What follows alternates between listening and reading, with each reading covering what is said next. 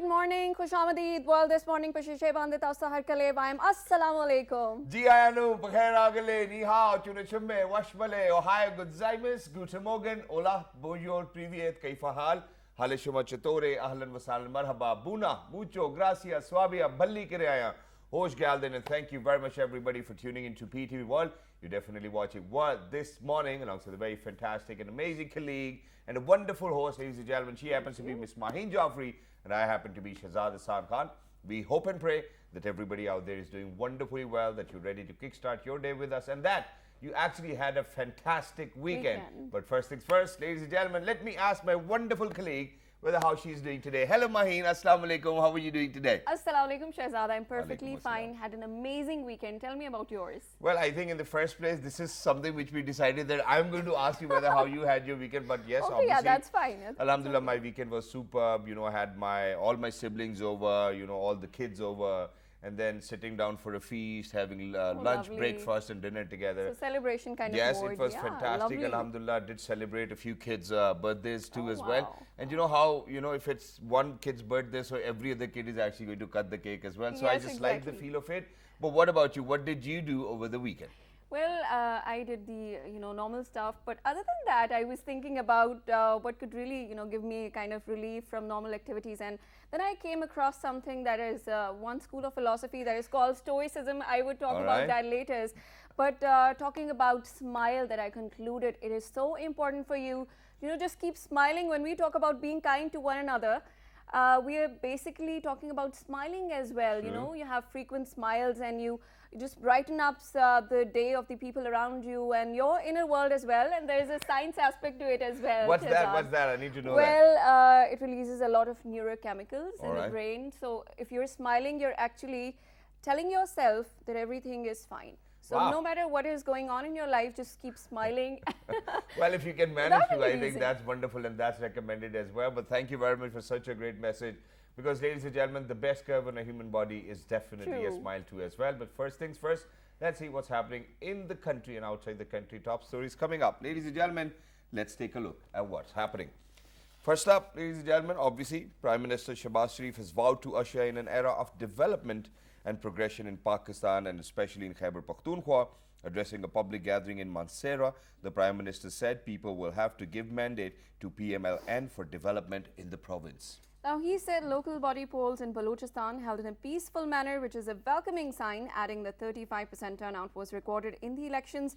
Prime Minister announced Medical College, Hazara Electric Company and 1 billion rupees for the development of Hazara region. Shahbaz Sharif said the government will provide free laptops to the best achieving students. Wow, that's a good news. And I believe it does definitely motivate a lot of students to kind of work hard as well. And thank you very much, Shahbaz Sharif, for announcing that too in the first place. And now moving on, where, ladies and gentlemen, I think I want to kind of continue with the good news, where Pakistan, ladies and gentlemen, jumps on in the tourism index as well by 6 numbers. And this is something which I think really needs to be kind of welcomed. This news, ladies and gentlemen, which says Pakistan makes a big jump on International Travel and Tourism Development Index by moving up 6 places. The index ranks the countries based on the set of factors and policies that enable the sustainable and resilient development of the travel and tourism industry of each country. Now, overall, Japan has occupied the top spot on the latest edition of the index. Japan is followed by the USA, Spain, France, Germany, Switzerland, Austria, Singapore and Italy, which have been ranked in top 10 index for travel and tourism development, respectively.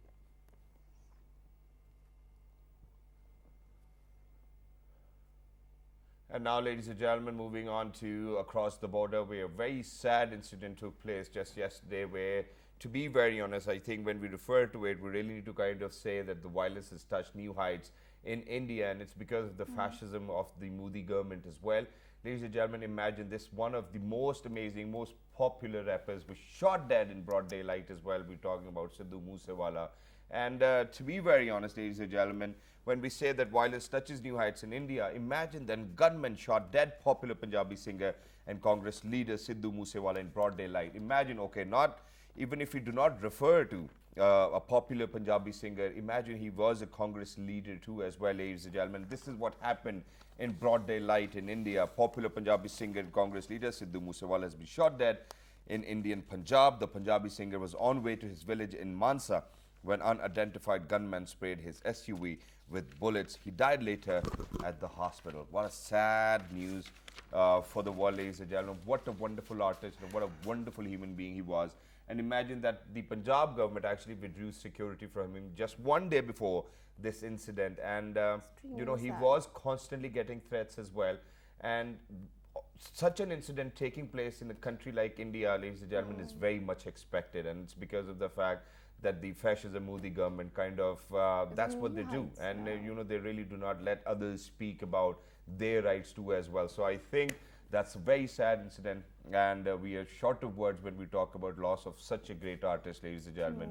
He was loved by millions and millions of people all over the world. True.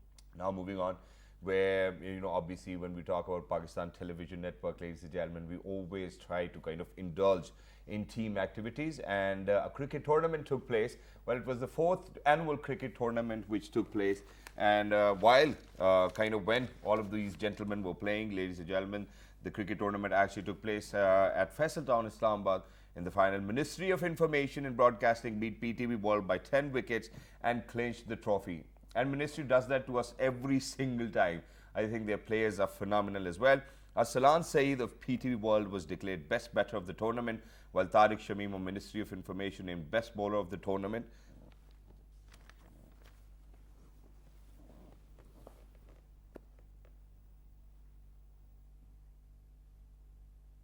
Wow. And Mr. Arsalan Saeed, the head of programming on PT World, ladies and gentlemen, has always been a wonderful guy whenever he is taken to the field as well. May it be batting, may it be bowling. I think he's done a great job too as well. But towards the end, let's talk about the weather, because I think it's getting hotter now, right? It's getting hotter, yeah. I think the weather over the weekend was phenomenal, and everybody did enjoy it as well. But now I think it's just Even a little in the hot morning, today. it's very pleasant until it's 12 in the noon, and we start getting scared. Obviously, because that's the time for the sun to shine. Now, mainly hot and dry weather is expected in most parts of the country, while very hot in South Punjab and Upper Sindh. However, dust or thunderstorm rain is expected in Upper Punjab, Islamabad, Upper Khyber Pakhtunkhwa, Gilgit-Baltistan and Kashmir during evening or night.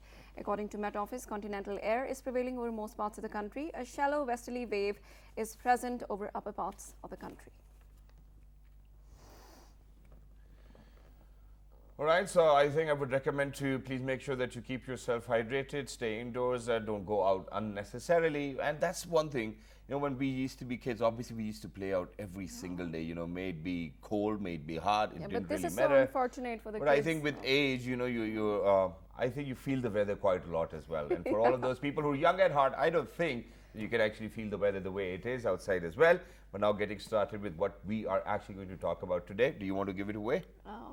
All right, you want me to do the honors? So ladies and gentlemen, in the first place, what I'm going to kind of mention over here is that the topic we've chosen for today, I believe is very important. It's close to my heart when I've seen people suffering from this very illness as well.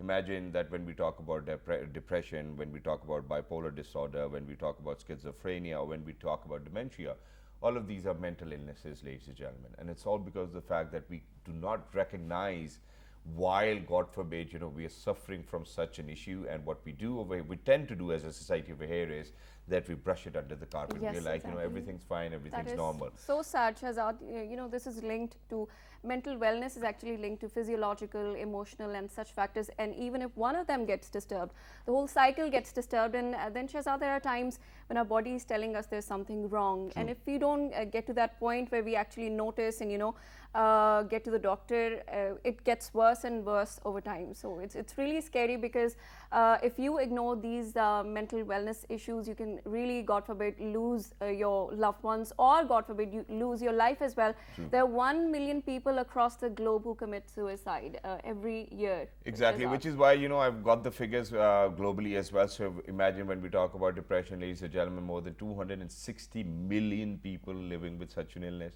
When we come down to bipolar disorder, it's 45 million people. When we talk about schizophrenia, it's 20 million people. Oh, wow. And when we talk about dementia, it's 50 million people. And definitely, ladies and gentlemen, we really need to put our heads to it as well.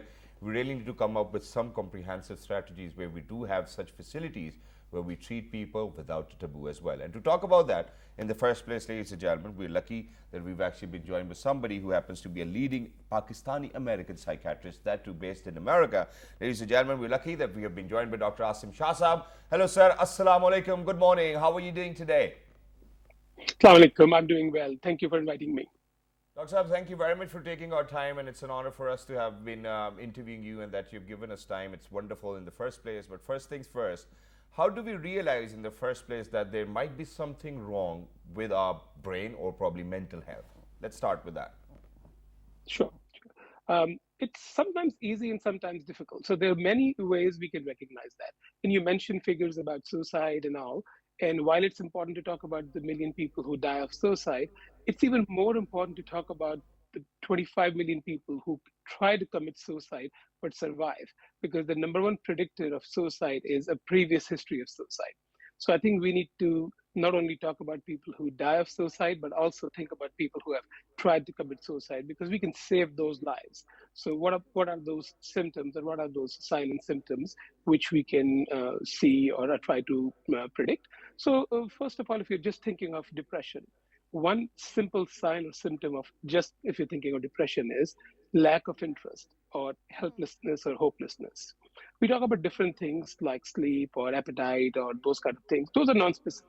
But the most important symptom of depression, if you're thinking about depression, is lack of interest. Depressed people have no interest in things, no interest in activities. They lose interest. That's the number one sign and symptoms. They withdraw. They are alone, they withdraw, they're in their rooms, they don't enjoy things. That's one thing to remember. So if you have your friends, family, anybody who you know who used to enjoy things, but they're not doing that, that's number one warning sign you need to remember if you're just thinking of depression. It's wonderful, sir. Thank you very much for mentioning that as well. And very quickly, sir, while I was doing my own research and when I got to the point that I got to know that more than 260 million people are suffering from depression, it actually even said that women suffer more from depression than men. And how Right. does that actually happen? You know, what's different over here? Like, do emotions play a role in this? Sure, absolutely. Women suffer twice as much as men in terms of depression. And it's not because they live with men, so don't blame yourself. That's not the reason. It is emotions, of course. It's hormones, and the acceptance rate of women is more than men. So a lot of time, men don't come forward when they're depressed. They hide their symptoms in a lot of cultures, our culture including, but other cultures also, Hispanic culture, African American culture. It is not acceptable for a man to come forward with depression. So the figures are a little bit skewed, but still there are more women than men. There are other diseases in which men are more apt to have those diseases, but depression is more common in women because of hormonal reasons, because of the fact that think about it, even if women are working, when they go home, they have to take care of the child, they have to take care of their home and cook and do other things. So the responsibility is more on women than on men for certain other things. And that puts more pressure at women. And that is the reason, because of all those pressures, they are more apt to have the depressive symptoms. So hormonal factors, cultural factors, other factors, and the fact that it is more acceptable for them to say that they're depressed as opposed to men. All those combined increase the more numbers. Well, and you absolutely made sense as well. But sir, let me come down to this point where, you know, I realized it for myself that God forbid, you know, if there's a thought which is reoccurring in your brain, you really need to recognize it in the first place, and then only you can kind of come towards a solution. Now, what happens over here, you know, I'm glad that you actually talked about culture. You know, our culture at times does not allow us to express the kind of feelings we do might want to share. But then at the same time, all of those feelings, if they're not absolutely Addressed. perfect to kind of being said in front of people, is brushed under the carpet and hence goes unrecognized as well. Do you think not recognizing the reoccurring thoughts within your own brain can actually lead you towards depression, anxiety, and all of these issues? Yeah, absolutely. Not only that, it can only not only lead to all these things, but also can lead to the complication of depression, which is suicide. And suicide is becoming the number two problem in ages between 14 and 24, even at till 34, which is a serious problem in our culture, especially in West. It's becoming a big problem because kids, young kids, even 14, even 15, 20, 25, that's a bigger problem. So if you don't recognize these symptoms, you can get into the complication, which is suicide. So that is the reason we need to recognize this. And not only recognize, and you mentioned culture there, this is the problem even in West, even in cultures in Hispanic culture, African American, everywhere it's a problem. And the word mental health, when we talk about mental health, even the word mental has a stigma in it. So the stigma is there all around in the whole world, not only in Pakistan or anywhere. Dr. Asim, I would like to ask a very unconventional question. You were talking about culture and society. What is the role of a spouse in mental health? This is so important. We don't normally, put attention towards this. How do you see that? Yeah, so first thing I would like to say is that when you treat mental health, which you can call behavioral health or psychiatric health or whatever, because the word, as I said, mental has stigma in it. But when you treat mental health or psychiatric health or whatever you want to call it, you cannot treat it by only treating the patient. You have to treat the whole family. Just treating the patient doesn't work. By treating the family, I mean the caregiver or the spouse or the mother or the father or whoever you live. And a lot of time, even good psychiatrists, good psychologists, good therapists make the biggest mistake that they would only treat the patient. They will say, oh, I'm not going to talk to your spouse. I'm not going to talk to your mother or whoever you live with. And that's the biggest mistake you make. Unless and until you talk to whoever the person lives with, whether it's a spouse or brother, sister, or parents, you cannot treat the person. And the role of caregiver or the spouse is as important as the role of patient. And that's the key to treating the patient. And we don't need to ignore that, and we need to include that. So your question is extremely important in this disease because it's a team effort, because just treating the patient is not enough. Because the patient, when they are in their extreme symptoms, they don't even recognize. So unless and until you involve the family, there's no way you can treat the patient. Exactly, sir. And sir, because of what you said, I think I'm really going to ask you over here because we know, and the way you put it is that there really needs to be a holistic approach when we're talking about treating somebody with depression. So a psychotherapist is going to come in, a psychologist and a psychiatrist is going to come in. Probably other people are going to play their role as well. But what happens is that, God forbid, if all of these people are not on the same page, I think, don't you think, I mean, it's a question, that God forbid that treatment can go wrong too as well. And have you seen such examples that the treatments have gone terribly wrong? Absolutely. Not only treatments go wrong, what happens is that the patients develop aversion towards the therapist or the psychiatrist, and they don't like to go back to see that person.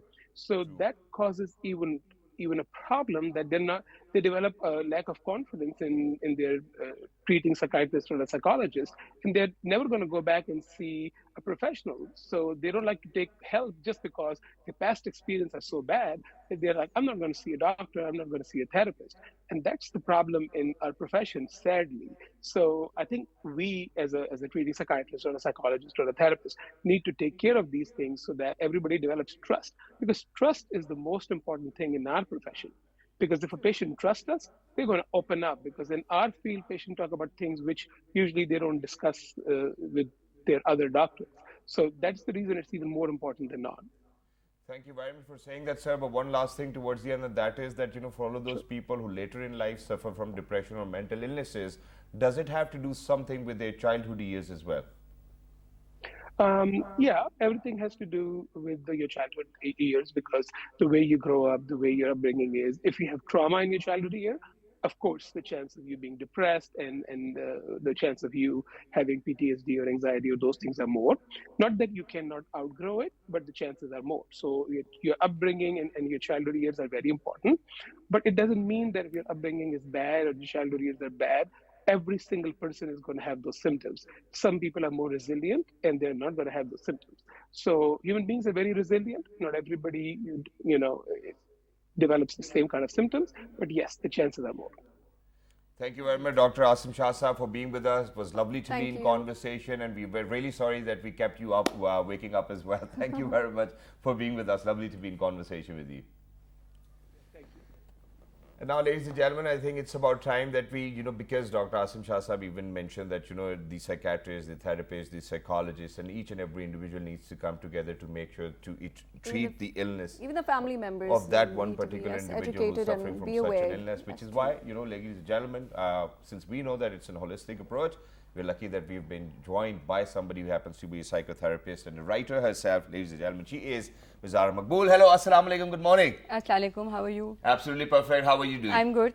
Thank you very much for taking our time. It's wonderful to have you over here. So you've heard what Dr. Saab said.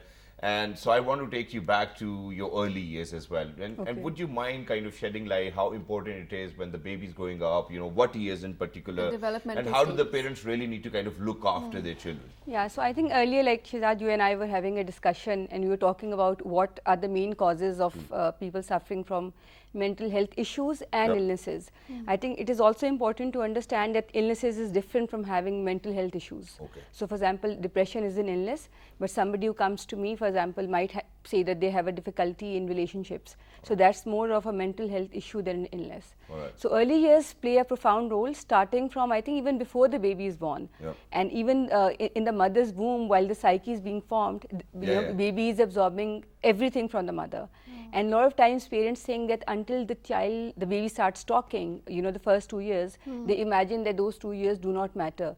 But they do. Everything around is being absorbed, and it's very, very important that the baby feels safe even in those early 2 years, and not just when they start going to school and they start talking. And I don't really know whether how true it is, but you know, people even say that, you know, even while the baby's in a mother's womb, even then they can kind of absorb quite a lot as well. Absolutely true. But very quickly now, what I wanted to come down to was that, you know, so every single day when you wake up, you know, you have different sets of thought in your mindset as well. And you know, some days they're really good, you feel on top of your energy. Some days you're like blaming your own self, hey, you know, well, you've been doing it all wrong. So how do we draw that thin line that, okay, you know, because, you know, it's a natural phenomenon and it's a natural process that everybody will go through such thought processes as well. But where do we really know that, hey, you know what, there's something wrong with me now and I really need to go to a psychotherapist? So I think, you know, one issue is that whenever, so for example, thoughts, if you talk about thoughts and feelings, so people like to put thoughts and feelings into boxes. And they want short-term change. So a client will come to me and they'll say, we are overthinking, how do I stop it? And my response is, I don't know, because thoughts are organic, feelings are organic, but behaviors can be managed. So drawing a thin line means you're looking for a quick fix, short-term solution. Whereas the idea is to understand yourself, understand that, for example, at age 35, the person that I am today, not that I'm 35, but I'm just saying, hypothetically speaking, how your early years, how your past, how your relationships with everybody. It can be a single incident with a neighbor, it can be your parents, of course, are very important. How all of them played a role, how those experiences played a role in shaping you and turning you into the person you are. So those thoughts, just to complete it, so those unrelated thoughts also have a relevance to your life. Everything that we think, everything that we do, we feel, has information about us. So rather than going through a short-term information, you want to have a comprehensive view of yourself and have a more comprehensive awareness, to put it simply. Dr. Zara, you talked about be aware of yourself and your thoughts, but sometimes there are thoughts that are not in our control, and I've heard sometimes people say, let the thoughts pass over you like clouds, you know. So how, if a person is not even aware of himself or the thoughts, how would he or she differentiate between what's good and what's bad? Tell them that the cloud's going to rain then. Why not? And clouds do rain. So firstly, I think it's important to clarify, I'm not a doctor, and because you know there's lack of awareness, a lot of times people approach me and they think I'm a doctor. So first of all, I'm not a doctor. But answering your question, something that I had to practice and I learned as a therapist, because every therapist is supposed to be in therapy as well throughout their professional life, that you sit with those feelings, you have an attitude of curiosity and openness. So what we do is we want to judge them. We, like I said, we like to put ourselves into boxes. So if I am having thoughts that might be, for example, like Shehzad was saying, very critical towards me, because all of us have an inner critic. We do have also a voice of compassion that we have to learn to sort of, you know, be compassionate to ourselves. So I feel that feelings, thoughts, let them pass through means you allow them to you allow yourself to experience them rather than shutting them down and rather than judging them for, you know. So the question should not be why am I thinking, how am I thinking when I'm sitting here and I'm having all these things. What is it trying to tell me? Exactly. And what do I get out of it as well? And I think that's really important. And I think, you know, when you look towards your parents, what happens is that, you know, obviously there's a lot of compassion and love, and they would never say things which you might say to your own self. And then that's the time when you're like, hey, you know what, I don't think whether I'm doing right or not. But obviously, ladies and gentlemen, I think the faith needs to be there as well. But let me come down to whether God forbid, if somebody is suffering from mental illness, do you think that it's going to take a physical toll on them as well, God forbid, on their organs, or how they perform every single so day? if you look at the latest research about neurobiology, you look at physiology. For example, if you go to a gastroenterologist, they always have a question around are you stressed? True. So it is not mind and body, it is body mind, it's interconnected. So in my experience, what I realized is that there is a physiological reason, and it's like every illness is caused, is rooted in the psyche, and then the body is rooted in the mind, so it's interconnected. True. So obviously if I have depression, if I have anxiety, it's going to take a toll on my body. Earlier when Dr. Saab was saying that why do men, like you were reporting that women Suffer more from mental illness, because women reach out and women take help. Whereas if you look at heart attacks, why do men have heart attacks more than women? Because they keep it just, inside. But if the married men get bored, they say this is because of my wife. Not married men, come on. Yeah, because you're just keeping Just it kidding, of inside, course. and you're not getting any space for those, feelings and emotions and things to come out. So of course it's going to affect your health. So, Dr. Zara, I'd come back to the concept of psychotherapy. When we talk about catharsis, is it only catharsis? Because there's a lot of confusion even now in our society. Absolutely, So yeah. can you please So there's a explain huge misconception about therapy. The idea is that there's a therapist sitting in the room and she's just sitting and listening to you. A therapist is equally, if not more, involved in the therapeutic process. It's a very, very active process. And see, therapy is basically the healing of the client comes through the therapeutic relationship with the therapist. Yeah. So therapist in a way becomes a parent that you never had, the friend that you did not have, also the person who's going to challenge you about your blind spots that your friend might not. So for example, if your friend comes for advice, you're going to tiptoe around giving any sort of negative feedback because you don't want to ruin that space, right? Whereas with the therapist, once there is good working alliance, and once the relationship is there, relationship is solid, then the therapist is going to challenge you, and you take it as well because you're paying to get challenged, so you're going to allow it to happen as well. That's true, and because we have come down to, because ladies and gentlemen, this is something which I believe, and everybody needs to kind of look after their mental health, just like we look after our physical health, ladies and gentlemen. We really need to look after it. And imagine how we brush our teeth, to get rid of all of that, whatever we've been eating or leftover as well. Imagine that's how, when you go to a psychotherapist, it's going to treat your brain. It's like brushing your brain as well, and it does get better. Making you aware of who you are. Exactly. Actually. And imagine, so what happens is that, when we talk about people having difficulty in relationships because they're already suffering from depression or any other mental illness, how do you think it's simpler or easier for them to develop this relationship with that psychotherapist? Because that's really very important. So how do you help people in having that relationship? It's a very good question, because see, at the end of the day, for example, if a woman comes to me who's had very unsafe relationships throughout her life, I'll give you an example of this client who came this week, who is single right now. He's suffering from depression. And his history was where his mother was physically abusive throughout his life. The father was not there to protect him.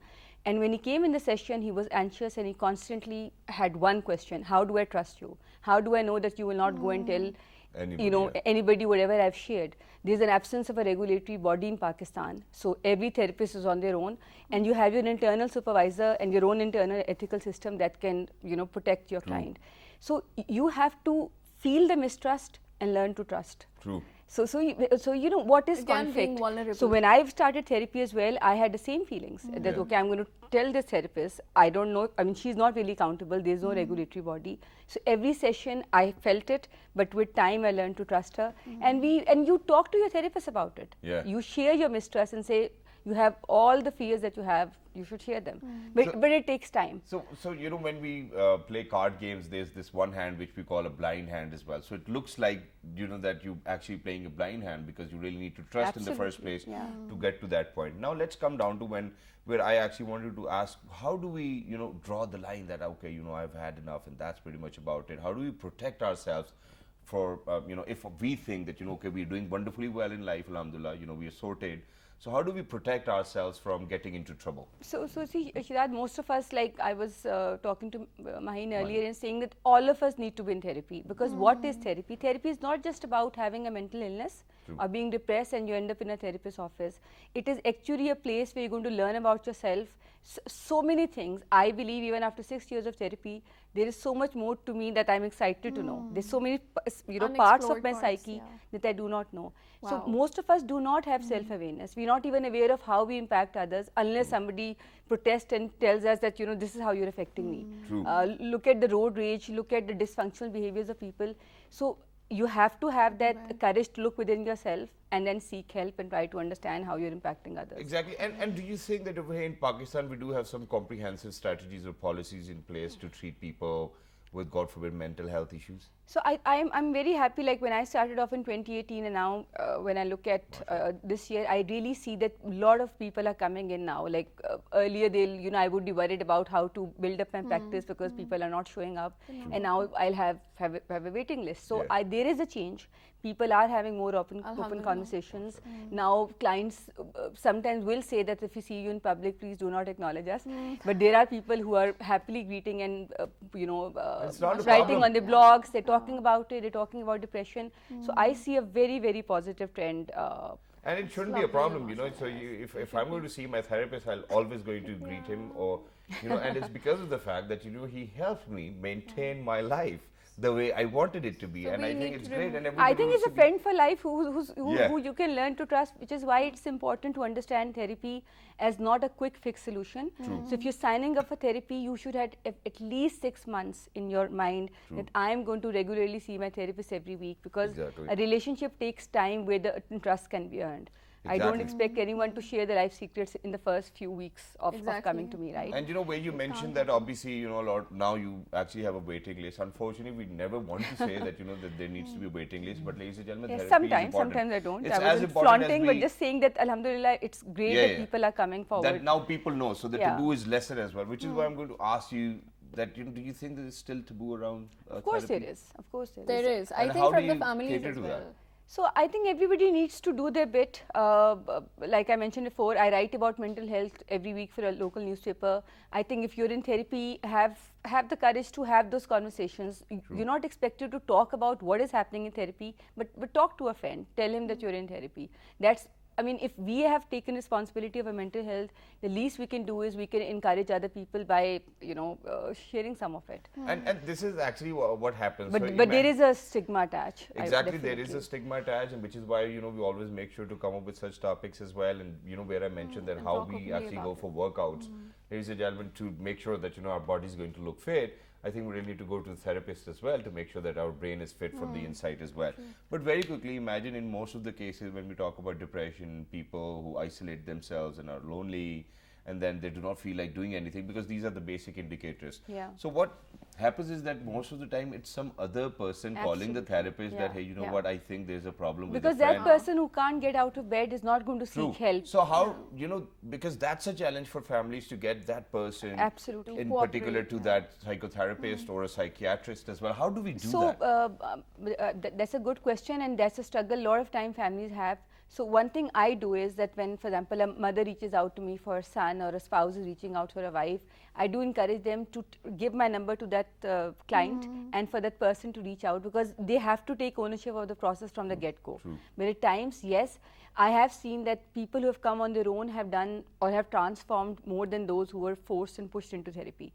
Because whatever is blocking you is also blocking you from realizing that you need help. Towards your wellness as well. Exactly. And thank you very much for saying that, but thank you very much, Ms. Armaboo, for being with us. Lovely to be in conversation and to ask about mental health. I think, my vision has brought in today, and this is something which we actually want the other people out there to do so as well. And God forbid, if you see that, there are these indicators of, being lonely, somebody, who's not kind of socializing, somebody who's just staying in their bedroom every single day, not coming out, not eating quite a lot, not socializing.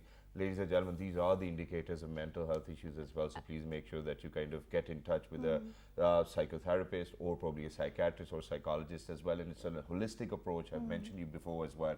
The entire family needs to come together, and you really need to be patient throughout the process as well. And thank you very much once again. And just don't brush it under the carpet. Like you said, it is important. Just don't say he or she is in the room because she must be tired, or she is, today she's feeling like that, or something. And we hide it from our relatives as well. There's no point of hiding. In fact, tell them that, hey, let's kind of join hands and help this individual, because if we will not, who else will, ladies and gentlemen? And since I mentioned about that, we really go to the gym to make our bodies fit. We really need to go to the therapist to make our brain fit as well. So now, from the brain to the body, ladies and gentlemen, the next segment, we will be talking about how to gain lean muscle. Why not? Let's do this. Good morning. Good morning.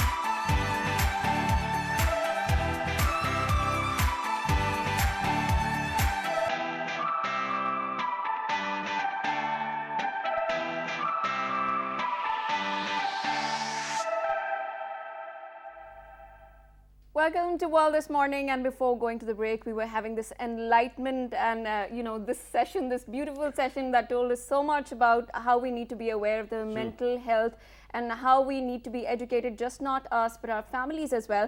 And with that, of course, physical fitness is important as well, as Shahzad you were telling us. And it helps us, ladies and gentlemen. Imagine, so whatever pressures you might have, imagine deadlifting 150 kg, 160 kg, and the only thought which is going to come up or pop up in your mind is, hey Allah mio, please yaar ye wazan mere se ud jaye. So that's the kind of concept of going to the gym for me, and I believe that it's a lifestyle. It's not that you go for 2 months, you get in shape and then you leave gym as well. So it really needs to be a regular part of your life as well. But to talk about all of this, ladies and gentlemen, we're very lucky that we've actually been joined by somebody who actually, first of all, happens to be somebody who has achieved quite a lot academically as well.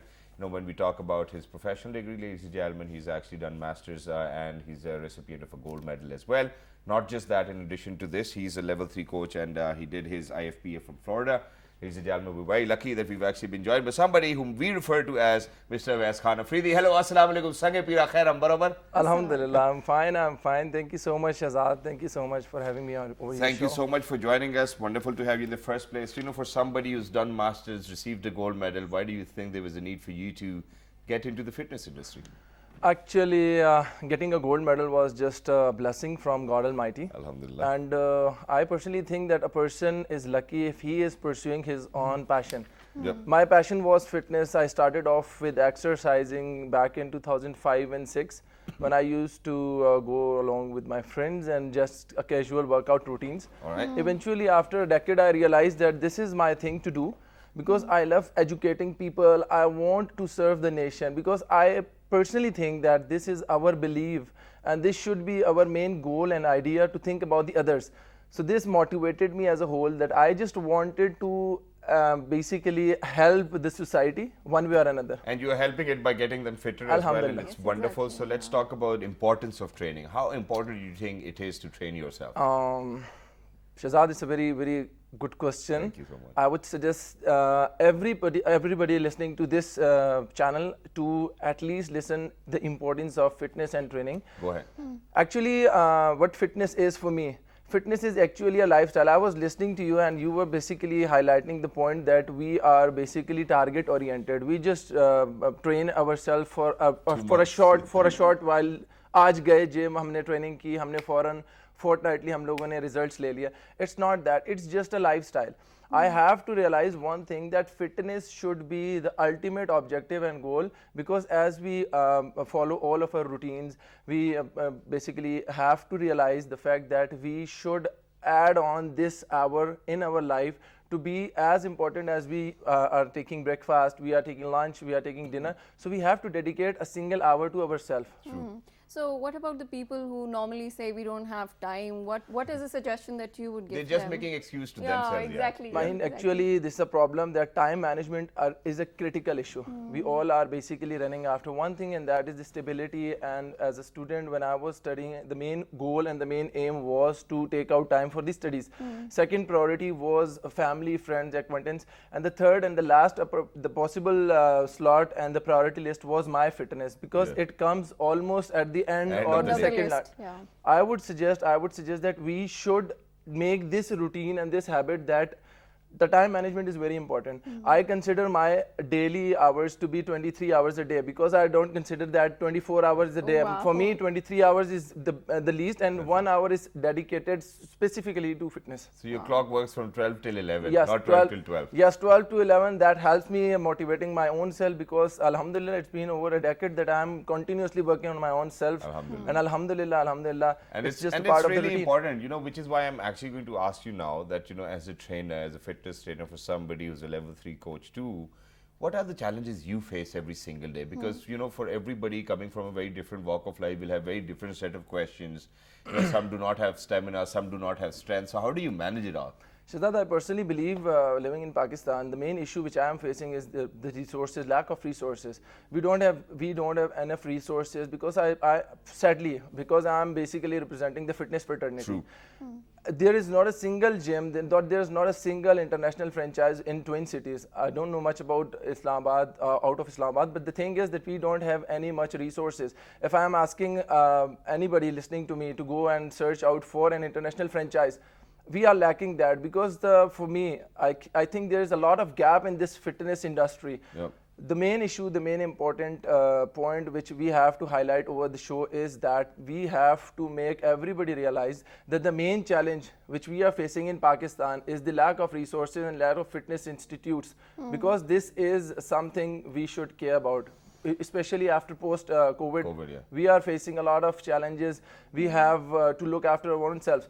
The main challenge for me after training a lot of clients around was that everybody is coming with a certain short goals. The main challenge is that they don't even care about their diet plans. They are just thinking कि आप एक trainer को hire कर रहे हो and he is the godfather. Yeah. He will help you in He'll do getting the your magic. goals in Yeah. 90 days. because every time I'm facing my clients, the main challenge which I'm facing is that they don't even realize the fact that 70% of the bodies are made in the kitchen. So they are not even expecting, if they are expecting that if they are coming all the way मेरे पे एक trainer पे आसान करने के लिए, if they are coming all the way to the gym, they expect कि एक gym miracle है और हम आपको 5 days a week करा के we can give you a better good results. It's not the case. The main challenge is that, coming back to the question, the main challenge is that we need to educate our own self, that we need to understand it's almost a process, it's a lifestyle. So the main challenge which I'm facing the whole time is that there's a lot of queries and questioning coming to my way. But nobody's putting in the work. They are not, basically they want a trainer to help them in a way. They are not ready to help themselves. In the kitchen. Exactly. They just want a trainer to do a miracle, because if they are paying some specific amount of money to a trainer, he is responsible of making you up like anything. Thank you very much for saying that, and I believe that in the Twin Cities these days, ladies and gentlemen, I think it's a status symbol to have a trainer too as well, unfortunately for the rich. Yes. And he's very right. When you're not actually helping yourself, how do you think that the trainer is going to help you? Trainer is actually somebody who's going to continuously counsel you, will let you know whether your angles are right, whether your postures are right, so that God forbid you can avoid any sort of injury. And give you that dose of motivation. And they can tell you that, this is the kind of diet you really need to follow. But, where you said that we do not have any international franchise, I think as far as we talk about gyms, I think a lot of people have done wonderful job over here in Pakistan. And even if an international franchise of gym does not come to Pakistan, we're fine with that. But yes, I think institutes really need to come down over here, because education, I think, is more pivotal and important, and it plays a role. But very quickly, let's come down to, what kind of routine everybody should have for a very basic healthy life, and what kind of diet do you think they really need to follow? For example, for women out there who are following and they want to start from point zero. Okay, ma'am. The main issue is I don't discriminate between a man or woman, because I personally think that yes, a mother is basically guiding all the way. My target is just to tell everybody, every single person listening to me at this point in time, to make a routine where you should at least work out at the beginning of the day, because I personally think that is the best time when you wake up in the morning, just starting off. If you have a morning show to do, it's difficult. Yeah, it is difficult, but I personally think that through this channel we can motivate others by setting up an example that Shahzad is working out in the morning and he is coming up, because I as a personal trainer, I would suggest and recommend you to come after your workout. A post workout, you will feel healthiness, adrenaline rush, you will feel a happy hormones coming out of your body, and you will be feeling amazing, truly amazing, because you have to experience that. If I am telling you to come up after like a quick 30, 35, 40 minutes of workout session, that will give you energy and give you a power as well. And that's exactly how I feel after my workout, to be very honest, and I always make sure that that I continue to work out as well. But very quickly towards the end of the show, there's one more thing which I wanted to ask, and that is that most of the time when we go to trainers, when we hire trainers, I'm glad, alhamdulillah, by the look of you, I can tell, that you haven't taken steroids at all. Thank you. But because, the people who've actually taken steroids, their muscle maturity is different, and you can tell whether it's natural or not. At times, people can be wrong too as well, but imagine that you're going to a trainer who's already on steroids himself or herself.